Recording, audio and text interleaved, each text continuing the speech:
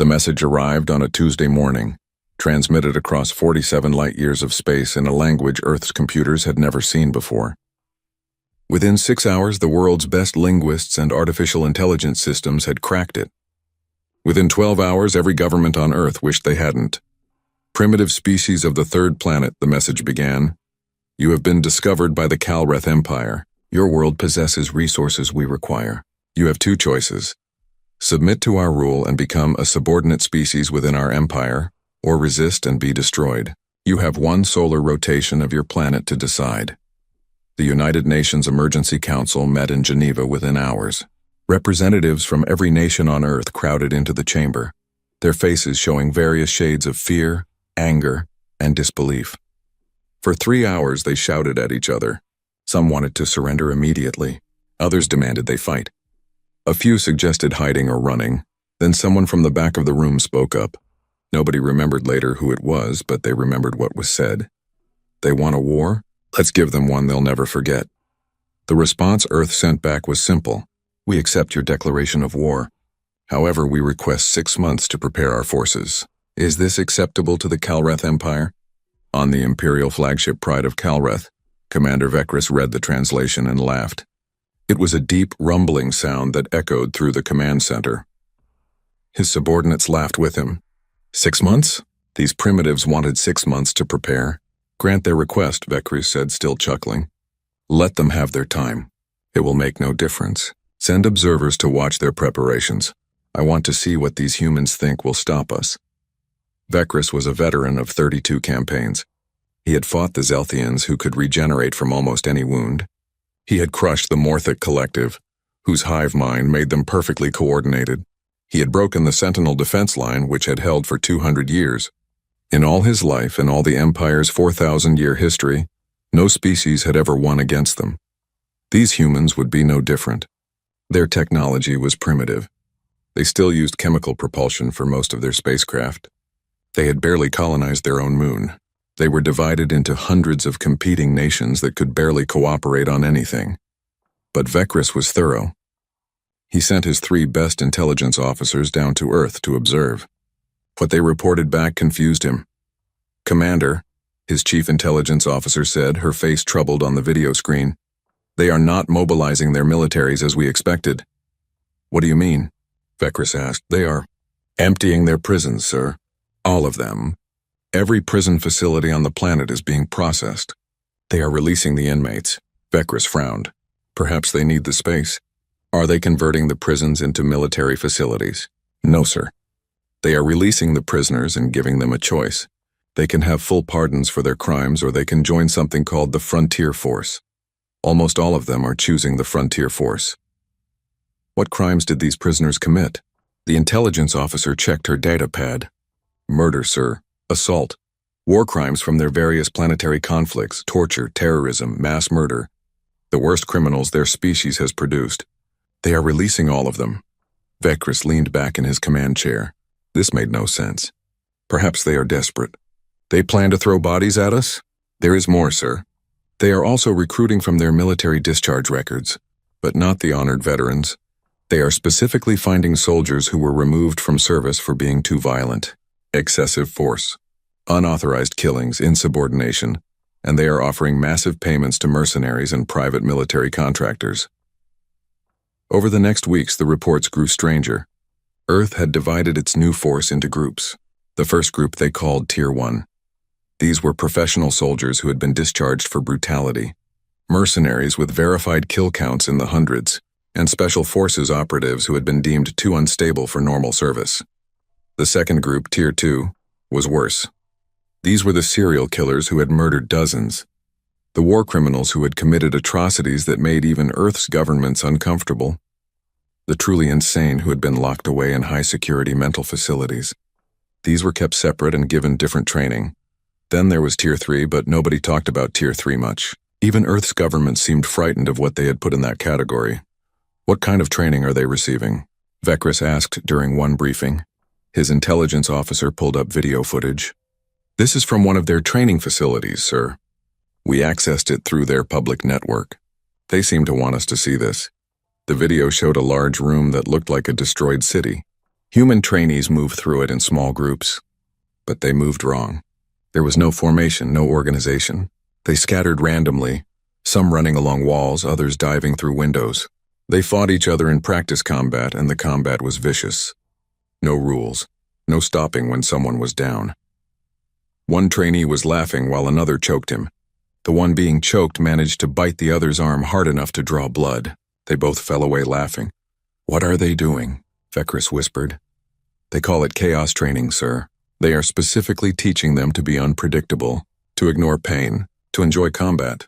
The instructors are former soldiers who were discharged for psychological problems." Another video showed a classroom. A scarred human stood at the front, pointing at a holographic display of a Calreth soldier. "This is what you'll be fighting," the instructor said. "They are bigger than us, stronger than us. Their armor is better than anything we have. Their weapons are more advanced. Their ships are faster." The trainees in the room were silent, watching. "So we do not fight fair," the instructor continued. "Fair fights are for sports. This is war. You see that armor? It has 17 connection points. You cannot break it, but you can get through it. You see those weapons? They will kill you in one shot. So do not get shot, move, keep moving. Make them miss. Make them afraid." One trainee raised his hand. "What if we get captured?" The instructor smiled. It was not a nice smile. "Then you make them regret it. You make them so uncomfortable, so disturbed, that they let you go or kill you. Either way, you win. A live prisoner can escape. A dead prisoner becomes a warning." Vekris watched dozens of these videos. He saw humans training in zero gravity by fighting each other with knives. He saw them practicing what they called boarding actions, where they would cut into a ship's hull and attack the crew inside. He saw them learning to use improvised weapons to build bombs from common materials to spread fear. "They are training terrorists," Vekris said. "Not soldiers, terrorists." "Yes, sir," his intelligence officer agreed. "But very effective terrorists." Earth's fleet began to assemble. The ships were wrong, too. Military vessels were supposed to be clean, organized, painted in proper colors. These ships looked like they had been built in scrapyards. Some had been. Earth had taken every civilian ship that could fly, stripped out the civilian parts, and welded on weapons. The weapons were primitive but numerous. Ballistic missiles that used simple explosives, railguns that fired chunks of metal at high speed, even more primitive kinetic weapons that just threw heavy objects very fast. Nothing sophisticated, nothing that required advanced technology. But there were so many ships, thousands of them, and on their hulls painted in bright colors were marks, tallies, kill counts. "Sir," his intelligence officer said, "those marks are from before the war has even started. They have painted kill counts on their ships as a psychological tactic." "Or a promise," Vekris muttered. The 6 months came to an end. Vekris prepared his fleet for departure to Earth. He had 300 ships, each one a masterpiece of Calreth engineering. His crew were all veterans, trained from birth in the military arts. They knew 400 battle formations. They understood honor, discipline, and proper warfare. The night before departure, Vekris received one final report from Earth.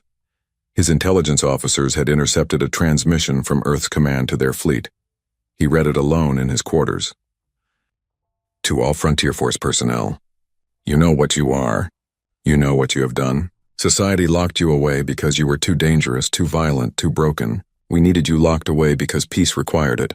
But now we need you for what you are. We need your violence. We need your chaos. We need you to do what no civilized soldier would do. There are no rules in this fight. There are no laws. There are no limits. Win or lose, you will never be welcomed home as heroes. You will never be honored. But you will be free. Show the Empire what happens when humanity stops pretending to be civilized. Make them regret ever finding us." Vekris put down the datapad and looked out his window at the stars. For the first time in his long military career, he felt something he had not felt before: doubt. The next morning, his fleet departed for Earth. 300 ships of the Calreth Empire, the greatest military force in the known galaxy, moving to crush a primitive species that had barely learned to leave its own planet. Behind them, Earth's fleet was moving too. Thousands of improvised warships crewed by the most violent, unstable, and dangerous humans their species had ever produced. Men and women who had spent years, sometimes decades, locked away from society. Now they were free, they were armed, and they were coming. Vekris watched the long-range sensors as the two fleets approached each other. His ships moved in perfect formation, a beautiful display of military precision that had been perfected over millennia. The human ships moved like a swarm of insects. No formation, no pattern, just a chaotic mass of vessels that seemed to move randomly through space. "Sir," his tactical officer said, "we cannot predict their movement patterns. They have no formation." "Then we will impose order on chaos," Vekris said, trying to sound confident. "Prepare for engagement. Standard battle formation 7. Show these primitives how real warriors fight." His fleet moved into position, a perfect crescent designed to envelop and destroy an enemy. It had worked for 2,000 years against every opponent they had faced. The human fleet did not respond to the formation. They did not counter it or try to break it. They just kept coming, scattered and random, like they did not even see the trap being prepared for them. "In range in 60 seconds, the tactical officer announced. Vekris gripped his command chair. This was it. This was where the war would be decided. His perfect formations and discipline against their chaos and desperation. "Sir," the communications officer said suddenly, "we are receiving a transmission from the human fleet." "Put it through," Vekris ordered. The message was simple. Just 7 words spoken by a human voice that was laughing. No rules, no mercy, no prisoners. Then the human fleet opened fire, and Vekris realized that everything he knew about warfare was about to become completely useless. The Battle of Proxima Garrison lasted 7 hours. In those 7 hours, everything Commander Vekris understood about warfare died. The human fleet did not maneuver to counter his formation. They ignored it completely. Ships broke off from the main group in 1s and 2s, accelerating at speeds that should have killed their crews from the force. Some headed straight at his vessels. Others curved away in random directions. There was no pattern, no logic. "Target the lead ships," Vekris ordered. "Fire when ready." His weapons officers opened fire. Calreth plasma cannons, capable of cutting through a moon, lanced out at the approaching human vessels. 3 ships exploded instantly, their primitive hulls no match for advanced weapons. But the humans did not slow down. They did not retreat. They did not even try to dodge in any coordinated way. Each ship moved independently, randomly, making it impossible to predict where they would be. More ships exploded, 10, 20, 50, but hundreds more kept coming. "They are on suicide runs," his tactical officer said. "Multiple ships have set collision courses with our vessels. Point defense will handle them," Vekris said. "Stay in formation." The point defense systems activated, filling space with thousands of projectiles designed to destroy incoming missiles and debris. They worked perfectly, shredding the incoming human ships, but some got through. A human vessel, already burning and breaking apart, slammed into the side of the destroyer Relentless Pride. The explosion tore through 3 decks. Alarms screamed across Vekris's command center. "Relentless Pride is reporting hull breaches," the communications officer said. "They are attempting to seal the damaged sections." "1 ship," Vekris said. "They traded 1 ship for minor damage. This is acceptable." Then 6 more human ships, all of them already damaged and listing, changed course toward other vessels in his fleet. His point defense fired, destroying 4 of them. 2 got through. 1 hit the cruiser Eternal Vigilance, punching through the forward armor. The other hit the carrier Dawn of Victory, detonating near the fighter bay. The carrier's entire front section exploded outward. "Dawn of Victory is lost," someone shouted. 3,000 crew. Vekris stared at the display. The humans were using their damaged ships as weapons. Ships that were already dying, that had nothing left to lose, were being aimed at his fleet like missiles. "Pull back," he ordered. "Reform at 10,000 kilometers. Get us away from these suicide attacks." His fleet began to pull back, maintaining perfect formation even in retreat. The human ships pursued, but many were too damaged to keep up. For a moment, Vekris thought he had gained some breathing room. Then his sensors officer spoke up, his voice confused. "Sir, the damaged human ships that fell behind. They are moving again." "Moving? They were dead in space." "Yes, sir. But they are under power again. And they are heading toward us at high speed." Vekris pulled up the sensor data. Ships that had been floating, seemingly destroyed, were suddenly active again. They had been playing dead, waiting for his fleet to retreat, then reactivating. "How many?" he asked. 47 vessels, sir. All of them are broadcasting the same message." "What message?" The communications officer played it. It was a human voice screaming words over heavy music. Surprise! We're not dead yet! The 47 ships accelerated hard. They were too close to the fleet now. Point defense was less effective at this range. The ships spread out, each one targeting a different vessel. Vekris watched in growing horror as the suicide ships closed in. His fleet fired everything they had. Plasma cannons, missiles, kinetic weapons. They destroyed 31 of the ships. 16 got through. The impacts were devastating. Not because the ships themselves were so dangerous, but because the humans had filled them with explosives. They had turned damaged vessels into bombs, then flown them directly into his fleet while pretending to be dead. Casualty report, Vekris demanded. The numbers came in slowly. 6 destroyers heavily damaged, 2 cruisers destroyed. 1 carrier, the Eternal Dawn, had been hit in the reactor section. It was a total loss, and it was too close to the fleet. When it exploded, the blast caught 2 other ships in one attack, using ships he thought were already dead. The humans had destroyed or disabled a tenth of his fleet. Ground forces are requesting permission to land on Proxima Garrison, his communications officer said. They say the orbital bombardment has cleared the human defensive positions. Vekris had almost forgotten about the ground battle. While the fleet engagement happened, he had ordered his troop carriers to proceed to the human colony on Proxima Centauri. It was a small settlement, barely 50,000 humans. His ground forces numbered 10,000 elite Calreth soldiers. Permission granted, he said. Tell them to be cautious. The troop carriers descended through the atmosphere. Vekris watched through the command feeds. The carriers were massive ships capable of deploying 1,000 soldiers each in minutes. They landed in perfect formation around the human colony, which was burning from the orbital strikes. The first carrier's doors opened.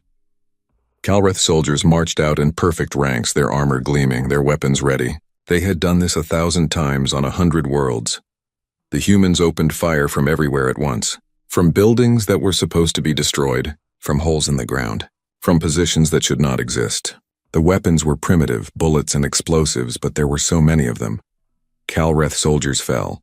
Their armor held against most of the fire, but concentrated fire could still penetrate, and the humans seemed to be concentrating their fire very effectively.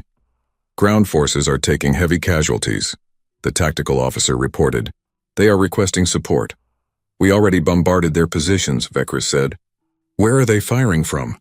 The answer came from the ground commander, his voice strained. They are in the underground tunnels, sir. They built tunnels under the entire colony. The bombardment did not touch them. Vekris felt a cold sensation in his chest. The humans had known the bombardment was coming. They had prepared for it. They had gone underground and waited. The ground battle turned into chaos. Calreth soldiers were trained for open warfare, for honorable combat. The humans fought from hiding, using ambushes and traps. They did not stand and fight. They would shoot from a window, then disappear. They would detonate explosives remotely. They would attack from behind. One squad of Calreth soldiers entered a building, searching for human fighters. The building exploded.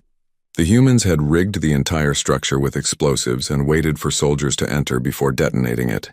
Another squad was ambushed in a narrow street. The humans attacked from above, dropping from rooftops with knives and improvised weapons. The fight was close and brutal. Calreth soldiers were bigger and stronger, but the humans fought like animals, clawing and biting when their weapons failed. Vekris watched the helmet camera feeds in disbelief. One human fighter, shot 3 times and clearly dying, continued to fight. He grabbed a Calreth soldier's weapon and tried to turn it on its owner. When that failed, he used his last strength to pull the pin on a grenade, killing himself and 2 soldiers nearby. They do not fear death, his tactical officer whispered. Why do they not fear death? The ground battle lasted 3 hours. When it ended, the human colony was completely destroyed. Every building was rubble. Every tunnel had been collapsed. The Calreth had won, but of the 10,000 soldiers who had landed, only 6,000 made it back to the carriers. 4,000 dead or wounded, fighting an enemy that numbered less than 5,000. The survivors were shaken. Vekris could see it in their faces on the video feeds. They had won, but they looked like they had lost. One of the carriers reported finding a human survivor. They brought him aboard for interrogation. Vekris ordered him brought to the medical bay, where he could observe the questioning remotely. The human was young, maybe 20 Earth years old. He had been shot twice and was missing his left hand. He should have been unconscious from blood loss and shock. Instead, he was laughing. "Why are you laughing?" the interrogator asked through a translator. The human looked up at the camera, knowing Vekris was watching. His eyes were bright, almost fevered. "Because you think you won. You think this is victory. We destroyed your colony. Your people are dead." "Yeah," the human said, still laughing. "We're dead, but we took 4,000 of yours with us. And now you know. Now you understand what kind of fight this is going to be." The interrogator leaned forward. "Why do you fight like this? Where is your honor? Your discipline?" The human's laughter stopped. His face became serious. "Honor? Discipline? We're not soldiers. We're criminals, psychopaths, and killers. Earth opened the cages and pointed us at you. We have been locked away our whole lives, and now we are free. Free to fight, free to kill, free to die. And we're having the time of our lives. But you will lose," the interrogator said. "We are stronger. We have more ships, better technology. You cannot win." The human smiled again. It was a terrible smile. "Maybe. But we will make you regret ever finding Earth. We will make you scared to sleep. We will make every victory cost you so much that you will wish you had never started this war." The interrogator looked uncomfortable. "What shall we do with him, Commander?" Vekris thought for a moment. Then he made a decision he would later regret. "Release him. Give him medical treatment, put him on a shuttle, and send him back to Earth." His officers looked at him in shock. "Sir, I want Earth to know what happened here. I want them to see what we can do. Release him." The human was treated, his wounds sealed, his missing hand given a basic prosthetic. They put him on a shuttle with enough fuel to reach the nearest human outpost. Before he left, the human asked to speak to Vekris directly. Against his better judgment, Vekris allowed it. The human's face appeared on his screen, still pale from blood loss but still smiling. "Thank you for the medical treatment. Very honorable of you." "I want your people to know what happens when they fight us," Vekris said. "Oh, they will know," the human said. "But not the message you think you are sending." "What do you mean?" The human leaned closer to the camera. "You killed 5,000 of us and lost 4,000 of your own. That is nearly 1-to-1, and we were not even your main target. We were just a colony, a small settlement. Now imagine what the main fleet will do, the Tier 1 fighters, and if things get bad, Tier 2, and if things get really bad, Tier 3. "What is Tier 3? Vekris asked before he could stop himself. The human's smile faded. For the first time, he looked serious. "Pray to your gods you never find out." The shuttle launched. Vekris sat in his command chair, staring at the casualty reports. 8 ships destroyed or crippled, 4,000 ground troops dead, against an enemy that should have been easy to defeat. His communications officer interrupted his thoughts. "Sir, we are receiving reports from the other engagement fleets. They have also made contact with human forces. Results?" Vekris asked. "Similar to ours, sir. Heavy casualties, unpredictable tactics, suicide attacks. The humans are fighting the same way everywhere." Vekris pulled up a tactical map of the war. The Empire had sent forces to 6 different human colonies. All 6 were reporting the same thing. Heavy losses, disturbing tactics, enemies that fought without fear or honor. In 3 days of fighting, the Empire had won every single battle. They had destroyed human colonies, captured human territory, and proven their military superiority. But Vekris looked at the casualty figures and felt cold. They had won every battle, but each victory cost them dearly, and Earth had not even committed its main fleet yet. This was just the beginning. 3 months after the first battles, Commander Vekris stood before the Emperor's War Council on the capital world of Calreth Prime. The Grand Chamber was designed to intimidate, with walls showing the Empire's 4,000 years of victories. Vekris felt each one of those victories judging him now. "Explain," the Emperor said. His voice was calm, but Vekris knew that calm was dangerous. "Explain how you have lost 12 systems in 3 months." Vekris straightened his uniform. "Your Majesty, we have not lost in the traditional sense. We have won every major engagement. Every battle ends with human casualties outnumbering ours. We have destroyed hundreds of their ships. And yet," the Emperor said softly, "they hold 12 systems that were ours, systems you were supposed to defend." "The humans do not fight to hold territory," Vekris said. "They fight to destroy. They attack a system, cause maximum damage, then retreat before we can bring our full force to bear. When we pursue, they scatter. When we defend, they attack elsewhere. They are like water flowing around our defenses.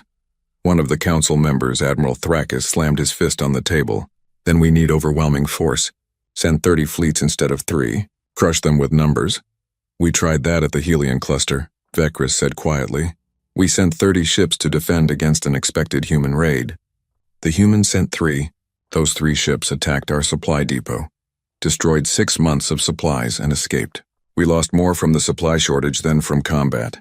Another council member spoke up. What about their main fleet? Where is it? We do not know, Vekris admitted. They have thousands of ships, but they never mass them together. They operate in small groups, independent cells. We destroy one group and 3 more appear somewhere else. The Emperor leaned forward. I have read your reports, Commander. But reports are just words. Show us what you mean. Show us how these humans fight. Vekris had prepared for this. He had brought recordings from dozens of battles. He started with the most recent one, the defense of Station Kalar 7. The station had been a fortress.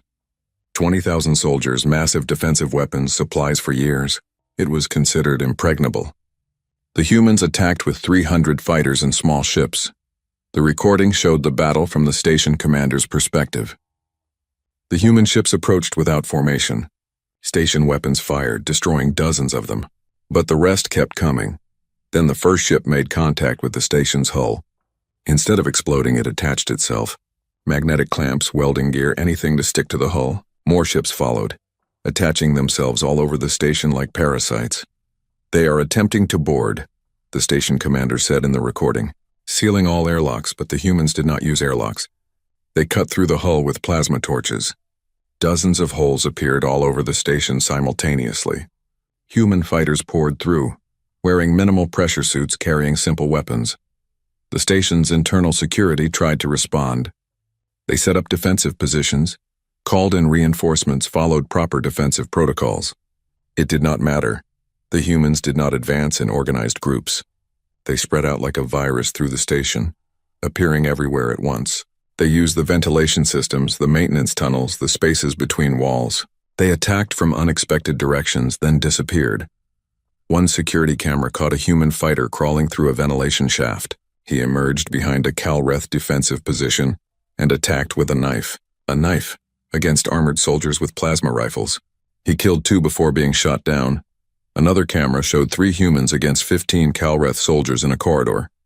The humans should have been killed immediately. Instead, they used improvised flash grenades to blind the soldiers, then charged forward in close combat where the Kalreth's superior weapons were less effective. The battle for the station lasted 18 hours. When it ended, Station Kalar 7 was a floating wreck. Its reactor destroyed, its garrison dead or fled. The humans had lost 200 of their 300 fighters, but they had taken a fortress with 300 people. The council watched in silence. Vekris continued to the next recording. This one showed a space battle near the Frontier Nebula. A Kalreth battle group had detected a human fleet, 50 ships. The Kalreth had 200 ships. It should have been a simple victory. The human ships attacked in a spread formation. The Kalreth fleet moved to envelope them, a classic tactic that had worked for centuries. But as they moved into position, the human ships scattered. Not in a retreat, just scattered in random directions. The Kalreth fleet broke formation to pursue. That was the mistake. The human ships reformed in small groups. Each group picked a single Kalreth ship and attacked it from multiple directions simultaneously. Overwhelm one target with focused fire, then move to the next. The Kalreth tried to reform their battle line, but the humans kept breaking it apart. Every time ships tried to group together, human vessels would dart between them, forcing them apart. It was like trying to herd cats. The battle lasted 6 hours. The humans lost 30 ships. The Kalreth lost 90. The worst part was the audio. The Kalreth communications were disciplined, organized. The human communications were chaos, laughing, shouting, celebrating every kill. One human pilot, his ship already damaged and venting atmosphere, rammed a Kalreth cruiser while screaming with joy. They are insane, one council member whispered. Yes, Vekris agreed. That is exactly the problem. He showed more recordings. A ground battle where humans used their own dead as cover, propping up bodies to draw fire. A boarding action where humans deliberately vented atmosphere from their own section to freeze out Calreth defenders, an ambush where humans waited in space in unpowered suits, floating like debris for 3 days until a Calreth patrol came close enough to board. Each tactic was disturbing. Together they painted a picture of an enemy that did not play by any rules, that did not value life, that saw death as just another weapon. Enough, the Emperor said finally. I have seen enough. What do you recommend, Commander? Vekris hesitated. What he was about to say could end his career, possibly his life.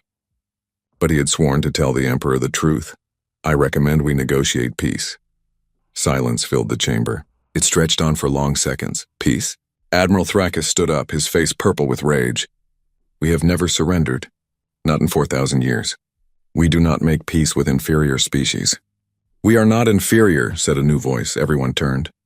Vekris had brought a guest cleared by the Emperor himself, a human prisoner, captured 2 weeks ago during the Battle of Serenity Station. His name was Marcus Drake, formerly a soldier in Earth's army, discharged for what his file called excessive enthusiasm in combat. Drake was not restrained. He walked to the center of the chamber calmly, looking around at the assembled council with interest. His Earth military uniform was clean, and he carried himself like he was at a casual meeting, not facing the leaders of a galactic empire. You wanted to understand humans, Vekris said. I brought you one. Marcus Drake has agreed to answer questions honestly. The Emperor studied Drake for a long moment. You volunteered to be here? Yes, Drake said. I was curious. Wanted to see the inside of the Imperial Palace. Pretty fancy. You are not afraid? Drake shrugged. Of what, dying? I have been shot 4 times, stabbed twice, and blown up once. I have jumped out of perfectly good aircraft for fun. What is there to be afraid of? Admiral Thrakis leaned forward. We could execute you right now. You could, Drake agreed cheerfully. But then you would not learn what you need to know. And what is that? The Emperor asked. Why, you cannot win this war. The chamber erupted in shouts. Guards moved toward Drake, but the Emperor raised his hand. Explain. Drake walked to the tactical display showing the current war situation. He pointed at the 12 systems marked in red, formerly Calreth territory, now abandoned or destroyed. You think we are beating you with tactics or technology? That is not true. Your tech is way better than ours. Your soldiers are better trained. Your formations are perfect. You should be winning easily. Then why are we not? Vekris asked. Drake turned to face him. Because you care about winning. We care about hurting you. There is a difference, he pointed at one of the red systems. You took this system back from us last month. You won the battle, but we destroyed all the infrastructure before we left. The mines, the refineries, the stations. It will take you 5 years to rebuild. Was that a victory? We drove you out, Admiral Thrakis said. Right. And it cost you 30 ships and 6,000 soldiers to drive out 300 of us. And we will probably come back in a month and do it again. How many times can you afford to win before you run out of ships and soldiers? The Emperor's expression did not change. You believe you can win through attrition. But we have far more resources than Earth. We can outlast you. Can you? Drake asked. See, that is the thing. We sent Tier 1 first. Professional soldiers, mercenaries, discharged special forces. Dangerous, but still basically sane. We have been fighting you for 3 months with just Tier 1. And? Vekris prompted. And Earth has already authorized the deployment of Tier 2. They launch next week. Vekris felt his blood run cold. He had read the intelligence reports on Tier 2. What is Tier 2 exactly? Drake's smile faded. The people Earth was scared to let out even for this war. Serial killers with body counts in the dozens. War criminals who committed atrocities that made the Geneva Convention cry. Cult leaders, terrorists, the truly broken ones. Tier 1 are people who got in trouble for being too violent. Tier 2 are people who were locked away because society literally could not contain them safely. And if Tier 2 is not enough? The Emperor asked. Then there is Tier 3, Drake said quietly. But honestly, I hope it does not come to that. I've seen the files on Tier 3, they scare me. What is Tier 3? Admiral Thrakis demanded. I do not know exactly. Those files are classified above my level, but I know they exist. Earth has been studying psychological warfare, bioweapons, and neurological enhancement for decades. All the projects that were shut down for being too dangerous or too immoral, they put all of that into Tier 3. The chamber was silent. Finally, the Emperor spoke. You are trying to frighten us. No, Drake said. I am trying to save lives. Your lives and ours. Because here's the truth, we cannot beat you militarily. But we do not have to. We just have to make winning too expensive. We just have to make you tired of fighting. And we are really, really good at that. He walked back to the center of the chamber. Every soldier you lose is one of your best. Trained from childhood. Valuable, irreplaceable. Every soldier we lose is someone Earth was happy to get rid of anyway. We are trading our trash for your treasures. How long can you afford that trade? Vekris had to admit the human had a point. The Empire's casualties were mounting. Not just in numbers, but in morale. Soldiers were requesting transfers away from the front lines. Some were deserting. The psychological evaluations showed increasing trauma, fear, and stress disorders. The humans were not just killing Calreth soldiers. They were breaking them mentally. Your Majesty, Vekris said carefully, Drake speaks truth even if it is unpleasant. We are winning battles but losing the war. Our forces are exhausted. Our supply lines are stretched. And the humans show no sign of stopping. Because we cannot stop, Drake added. Most of us have nothing to go back to. We are criminals, remember? When this war ends, we go back to prison or we die. Either way, we have no future except this war. So we will fight until we are all dead or you give up. And there are millions more where we came from. The Emperor sat back in his throne.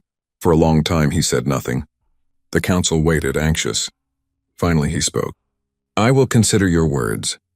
But know this, human. The Empire does not surrender. We have never surrendered. We will find a way to defeat you. Good luck with that, Drake said. But do it fast. Because Tier 2 launches in a week and they make us look like kindergarten teachers. The meeting ended. Guards escorted Drake away. The council members filed out, talking in low voices. Vekris remained, waiting for the Emperor's private audience. When they were alone, the Emperor looked at him. You truly believe we should make peace? I believe we should end this war while we still can, Vekris said. Before Tier 2 deploys, before the casualties become unbearable. The Emperor was quiet for a moment. Then he said something that surprised Vekris. Do you know why the Empire has lasted 4,000 years, Commander? Because we are strong. Because we win? No, the Emperor said. Because we know when to stop.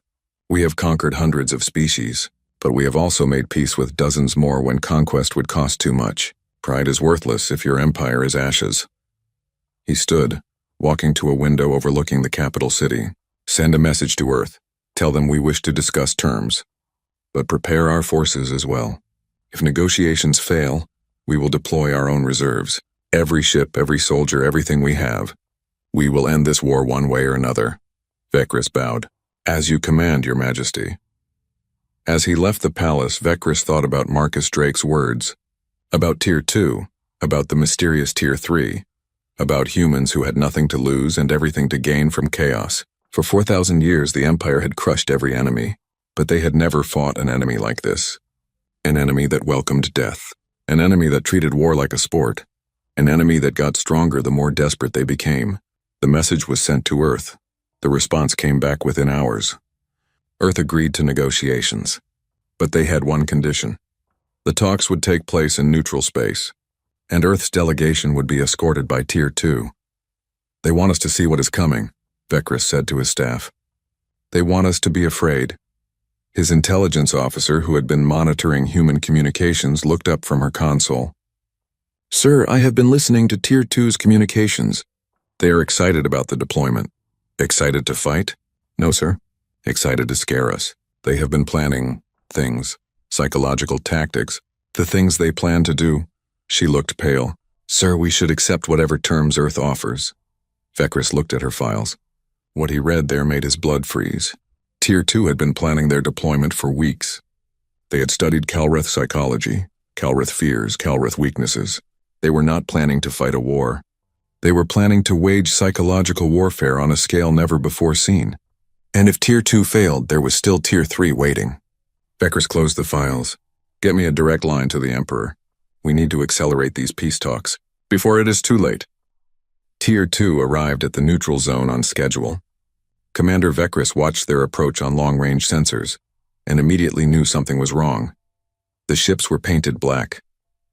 Not the clean military black of stealth operations, but a matte black that seemed to absorb light. On each hull painted in white were symbols. Skulls, blood drops, tally marks that numbered in the thousands. One ship had a simple message. Hell's rejects. They want us to see them, his tactical officer said. Those ships would be more effective with stealth coding. This is for intimidation, Vekris agreed. Everything about Tier 2 was designed to unsettle. Where Tier 1 had been chaotic but still recognizably military, Tier 2 looked like something from a nightmare. The peace conference was scheduled to take place on Neutral Station Osiris, a diplomatic facility maintained by the Zelthian Confederation, one of the few species that had remained neutral in the war.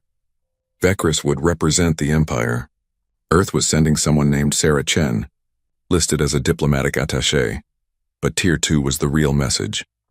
As Vekris's shuttle approached the station, he saw the Tier 2 ships holding position around it. There were 50 of them, each crewed by fighters that Earth had kept locked away until now. They did not move in formations. They circled the station like sharks, unpredictable and threatening. The station commander, a Zelthian named Vorath, met Vekris at the airlock. The Zelthian looked stressed, his scales showing agitation patterns. Commander Vekris, welcome. I must inform you that the human delegation has already arrived and is waiting in Conference Room 1. How many? Vekris asked. The diplomatic team is 3 people, but they insisted on bringing 5 of their Tier 2 personnel as security. I could not refuse without violating neutrality protocols. 5 Tier 2 fighters here on the station. Vekris felt his stomach tighten. Have they caused any trouble? Vorath hesitated. Define trouble. They have not violated any laws, but they are disturbing. They requested access to our observation deck. When we showed them, they spent 2 hours just watching space, not speaking. One of them was humming. Just humming the same tune for 2 hours straight. Vekris had read the psychological profiles.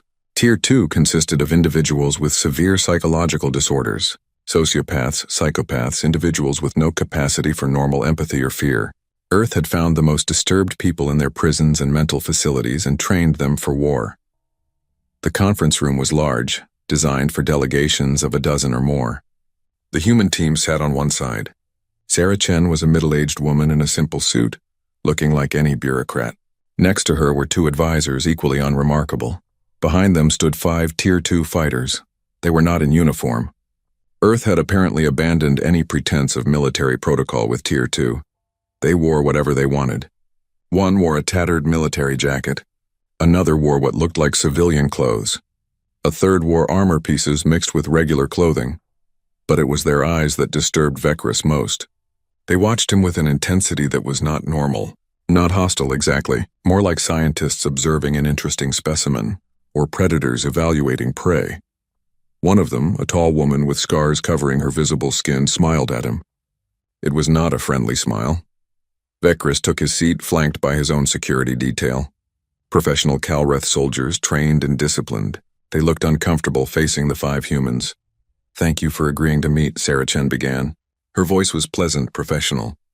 The government of Earth wishes to discuss terms for ending this conflict. The Empire is willing to listen, Vekris replied. But we will not surrender. That is not negotiable. We are not asking you to surrender, Chen said. We are asking you to leave. Withdraw your forces from human territory.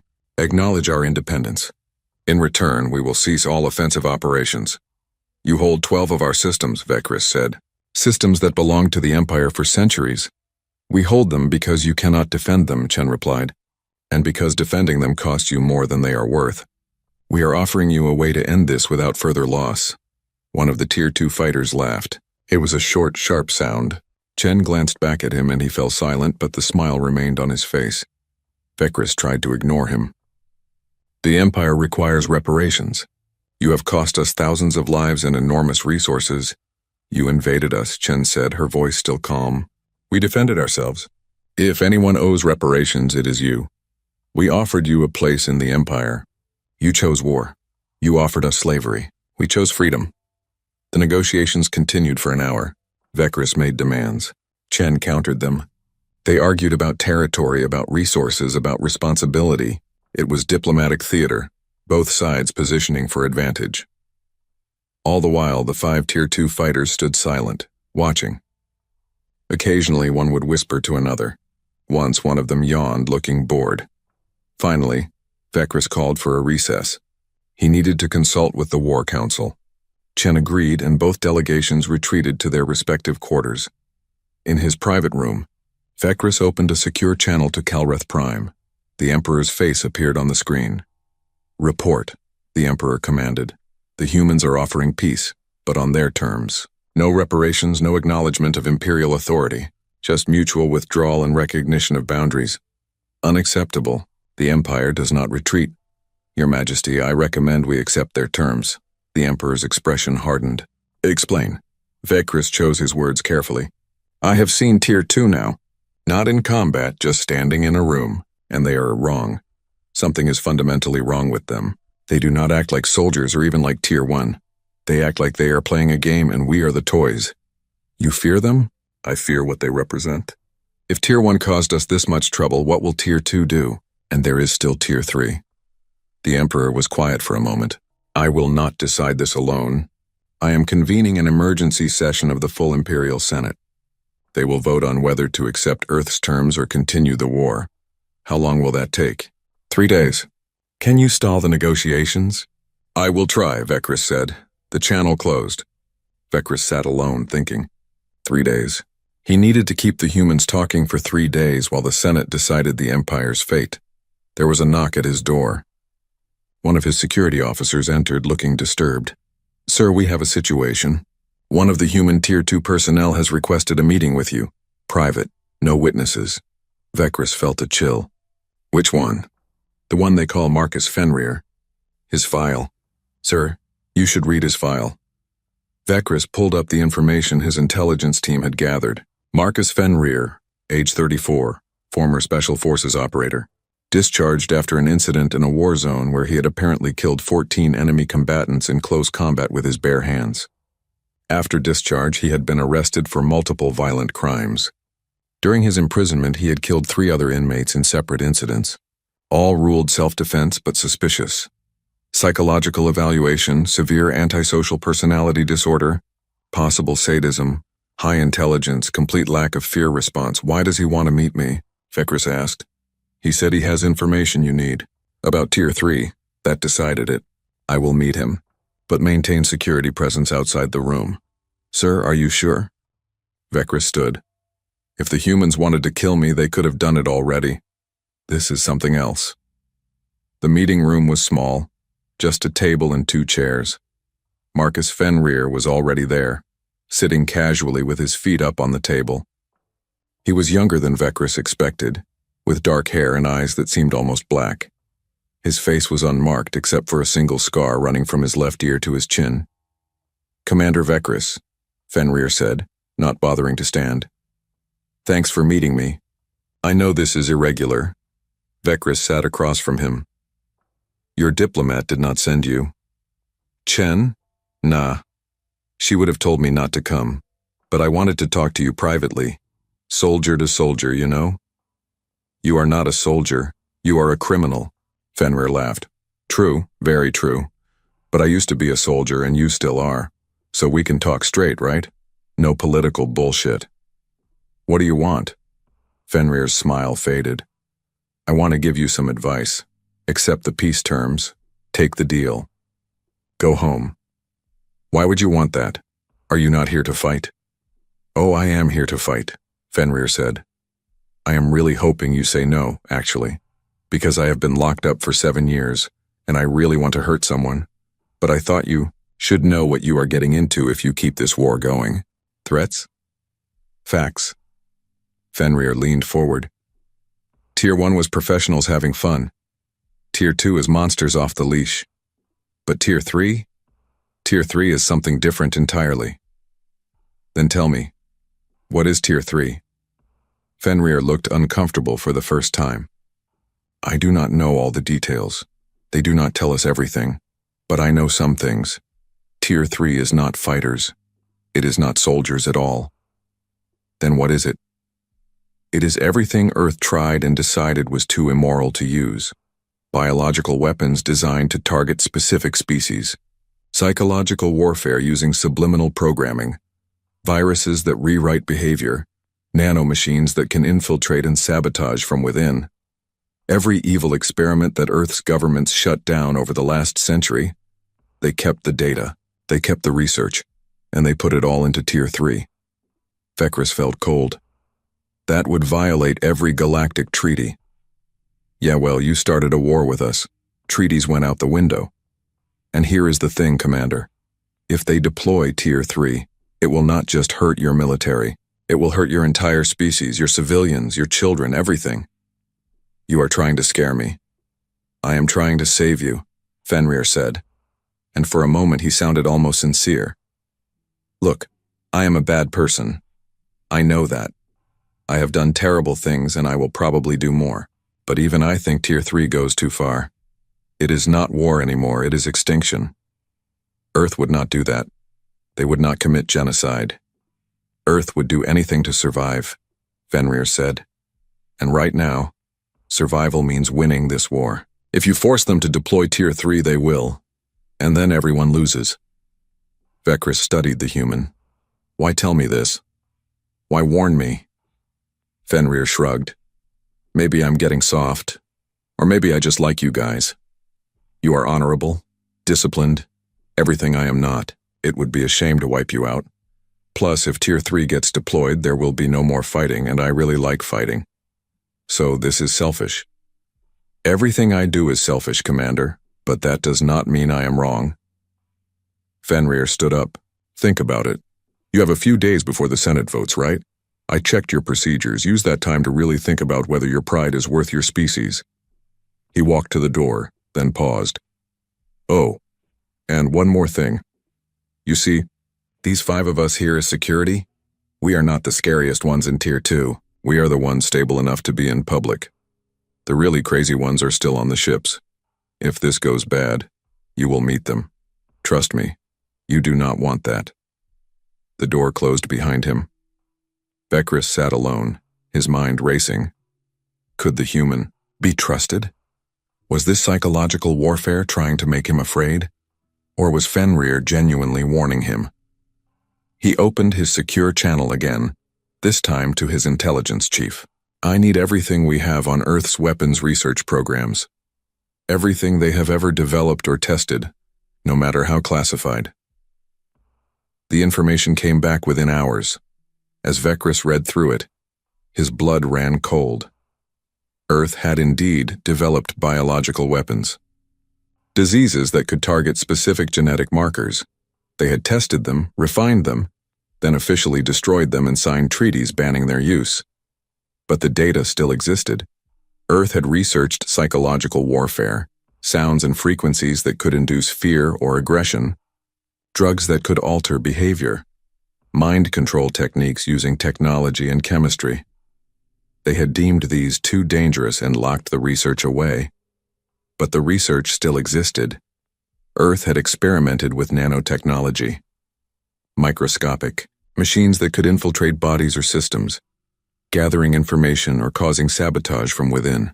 The programs had been shut down due to ethical concerns, but the technology still existed. Tier 3 was not a bluff. It was real. And if Earth deployed it, the war would become something far worse than a conflict between soldiers. Vekris made his decision. He opened a priority channel to the Emperor. Your Majesty, I need to speak before the Senate. I have new information that is vital to their decision. 3 days later, the Imperial Senate gathered. 5,000 senators representing every major world in the Empire. They had heard the arguments for and against peace. They had reviewed the casualty reports and the strategic analysis. Now Vekris stood before them and told them about Tier 3. He showed them the research. He explained what Earth was capable of. He made it clear that continuing the war risked not just military defeat, but something far worse. When he finished, the chamber was silent. Then the Emperor spoke. I call for a vote. Should the Empire accept Earth's peace terms, or continue the war? The vote was not close. 4,000 senators voted for peace. Only 800 voted to continue fighting. The Empire, for the first time in 4,000 years, chose to retreat. The next day, Commander Vekris met with Sarah Chen again. The Empire accepts your terms. We will withdraw from disputed territory. We acknowledge Earth's independence and sovereignty. Chen nodded. Thank you, Commander. You have made the right choice. Behind her, Marcus Fenrir smiled. Damn. I was really hoping you would say no. I know, Vecris said. That is why I said yes. The treaty was signed 6 weeks after the Senate vote. It was held on neutral station Osiris, with representatives from 12 neutral species witnessing. The document was simple. The Kalreth Empire would withdraw from all disputed systems.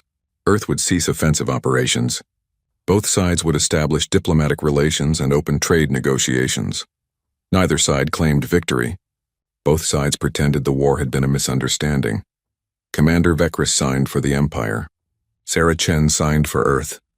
They shook hands for the cameras and both knew they were lying. The Empire had lost. Not militarily, but they had lost nonetheless. They had blinked first. After 4,000 years of never surrendering, never retreating, they had chosen peace over victory, and Earth had won. Not by destroying the Empire's fleets or conquering their worlds, but by making victory too expensive. They had won by being willing to go further, deeper into darkness than the Empire could stomach. As the ceremony ended and the delegations prepared to depart, Vecris found himself standing on the observation deck looking out at the stars. He was not alone. Marcus Fenrir stood nearby, also watching the void. You are not celebrating, Vecris observed. Fenrir shrugged. Nothing to celebrate. The war is over. I go back to Earth, probably back to prison eventually. My vacation is done. You wanted to fight. I always want to fight, Fenrir said. It is what I am good at. It is what I am for. But peace is probably better for everyone else, so whatever. Vecris was quiet for a moment. Then he asked the question that had been bothering him. Was Tier 3 real? Or was it a bluff to scare us? Fenrir looked at him. What do you think? I think it was real. I saw the research. Earth has the capability. Then there is your answer. But would Earth have actually used it? Fenrir smiled, but it was a sad smile. You know what is funny? I do not know. I really do not. Earth's government is desperate to look civilized. They want to be the good guys. They locked people like me away because we reminded them of what humanity can be. But when their survival was threatened, they let us out. They armed us. They pointed us at you. He turned back to the stars. So would they use Tier 3 if they had to? I think they would. Because survival beats morality every time. But I am glad you did not make them choose. The Imperial fleet began its withdrawal the next day. Ship by ship, they abandoned the systems they had briefly held.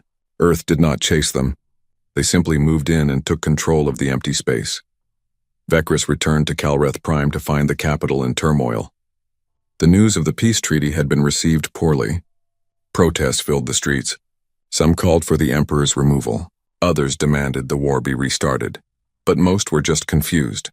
How had the mighty Empire been defeated by a species that could barely reach the stars? Vecris was called before the Emperor one final time. They met in private in the Emperor's personal chambers. The Senate is calling for inquiries, the Emperor said. He looked old, older than Vecris had ever seen him. They want to know how we lost. They want someone to blame. They will blame me, Vecris said. I am prepared for that. No, the Emperor said. They will blame me. I made the final decision. I chose peace over glory. I will take responsibility. Your Majesty, you saved the Empire. If we had continued, if they had deployed Tier 3... I know. The Emperor interrupted. I know what I saved us from. But the people do not understand. They see only that we retreated, that we lost. He walked to a window overlooking the capital. Do you know the real lesson of this war, Vecris? No, Your Majesty. Power is not enough. Technology is not enough. We were stronger, more advanced, more organized. We should have won easily. But we lost because we could not match their willingness to suffer. We could not match their capacity for darkness. The Emperor turned back to face him. We Kalreth are civilized. We have rules, honor, traditions. These things make us great, but they also limit us. The humans have rules too, but they are willing to break them when necessary. They are willing to become monsters to survive. We are not. Is that a weakness? Vecris asked. I do not know, the Emperor admitted. Perhaps it is both a strength and a weakness. We remained true to ourselves, but we lost.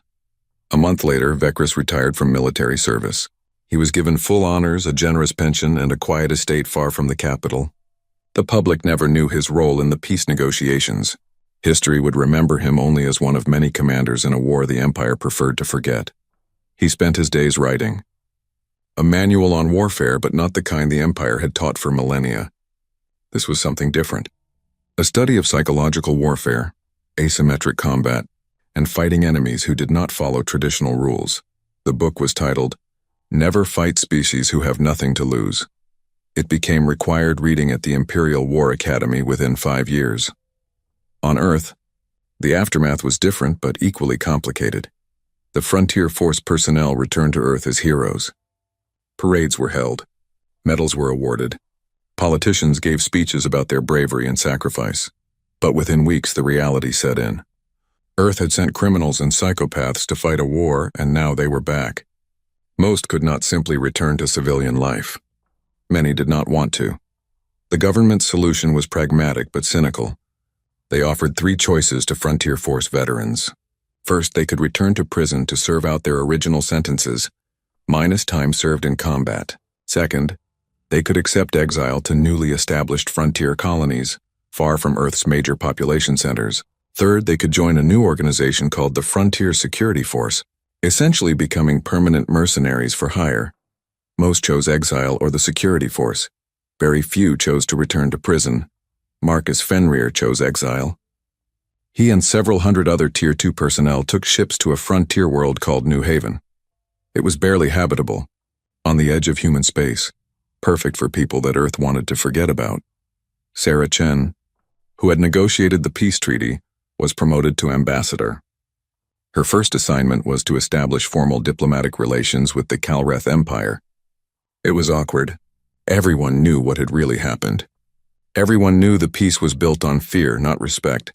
But trade agreements were signed. Cultural exchanges were arranged. Slowly, carefully, humans and Calreth learned to coexist. The truth about Tier 3 leaked eventually. News organizations got hold of classified documents. Scientists came forward to confirm that yes, Earth had indeed developed weapons that could target specific species. Yes, they had been prepared to use them if necessary. The scandal dominated news cycles for months. Investigations were launched. Government officials were questioned. Some resigned. Others faced prosecution. But most people understood. When faced with extinction, humanity had been willing to do anything to survive. Right or wrong, it had worked. 10 years after the war ended, Commander Vekris received an unexpected visitor at his estate. The security system announced a shuttle approaching, registered to a human diplomatic vessel. Curious, Vekris went to greet his guest. He was surprised to see Sarah Chen walking up his garden path. "Ambassador Chen," he said, bowing slightly. "This is unexpected." "Former ambassador," she corrected with a smile. "I retired last year. I hope you do not mind the unannounced visit." "Not at all. Please come in." They sat in his study, drinking tea that Vekris had imported from a Zelthian merchant. For a while, they made small talk. The weather, the state of galactic politics, mutual acquaintances. Finally, Chen got to the point. "I came to ask you a question, something that has bothered me for 10 years. Ask, why did you really advocate for peace? Was it fear of Tier 3? Fear of casualties? Or something else?" Vekris considered his answer carefully. "All of those reasons. But mostly, I think, because I realized we were fighting the wrong war." "What do you mean?" "We were fighting to win." "You were fighting to not lose." "Those are very different motivations. We could win every battle and still lose the war, because you would never stop. You could not afford to stop."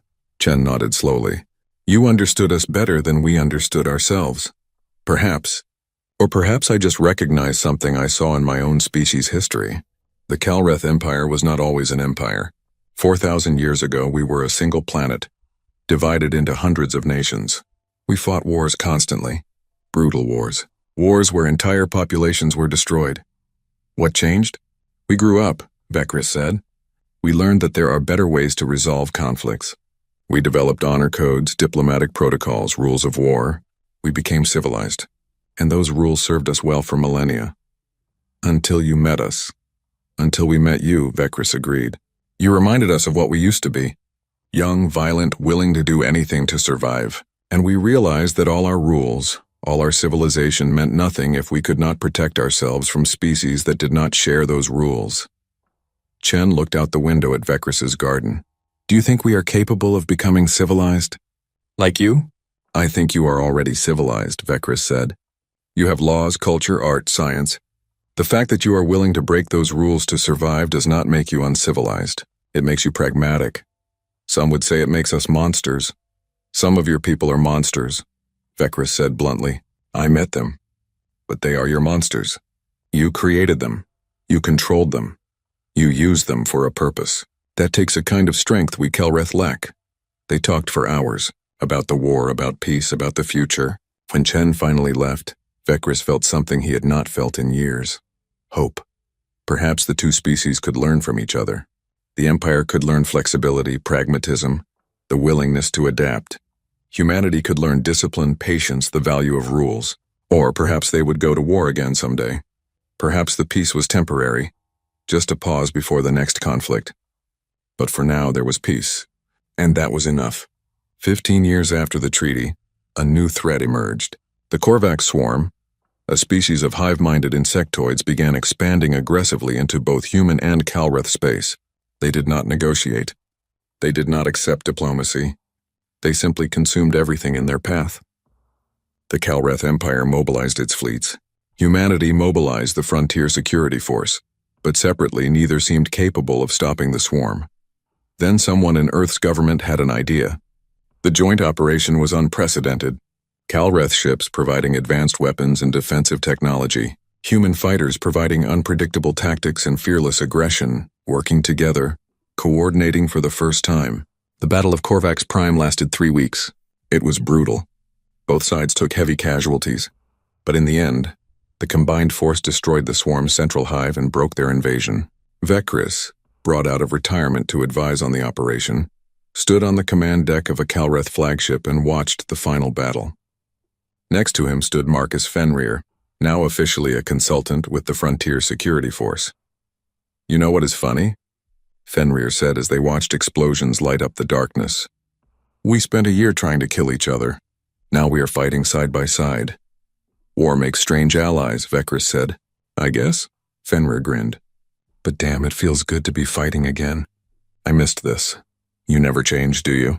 Nope, still a monster. But now I am your monster too. Vekris could not help but smile. I suppose that is progress. The Korvax swarm was defeated. The joint operation was declared a success. New treaties were signed, formalizing military cooperation between Earth and the Empire. Historians would later mark this as the real end of the human-Kalreth War. Not the treaty that ended the fighting, but the battle where former enemies became allies. On New Haven, the frontier colony where many Frontier Force veterans had settled, a monument was erected. It listed the names of all who had died in the war, human and Kalreth both. At the bottom, someone had carved a message. Nobody knew who put it there, and no government ever officially acknowledged it. But everyone who saw it understood. They wanted war, but not this one. We gave them chaos, and chaos won. May we never need to do it again. Vekris visited the monument once near the end of his life. He read the message and thought about all he had seen, all he had learned. The galaxy was bigger than he had imagined, more dangerous, more complicated. And humanity, this young species that had barely learned to reach the stars, had taught the Empire a lesson 4,000 years of conquest had not. That civilization was fragile. That rules only worked when everyone followed them. That sometimes, to preserve civilization, you had to be willing to set it aside. It was a terrible lesson, but a necessary one. As Vekris turned to leave, he saw a figure standing nearby. Marcus Fenrir, older now but still carrying himself like a predator. They had not arranged to meet, but neither was surprised to see the other. You come here often? Fenrir asked. First time, Vekris said. You? Every year. Anniversary of the treaty. I figure somebody should remember. Remember what? The victory? Fenrir shook his head. Not